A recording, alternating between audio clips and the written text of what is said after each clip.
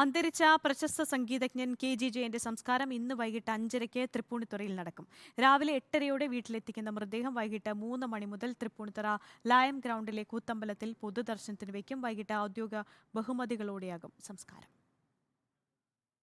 ഇന്നലെ പുലർച്ചെ അന്തരിച്ച സംഗീതജ്ഞൻ കെ.ജി. ജയന്റെ ഭൗതികദേഹം കൊച്ചിയിലെ സ്വകാര്യ ആശുപത്രിയിലെ മോർച്ചറിയിൽ സൂക്ഷിച്ചിരിക്കുകയാണ്. രാവിലെ 8:30 മകൻ മനോജ് കെ. ജയന്റെ തൃപ്പൂണിത്തുറയിലെ വസതിയിലെത്തിക്കും.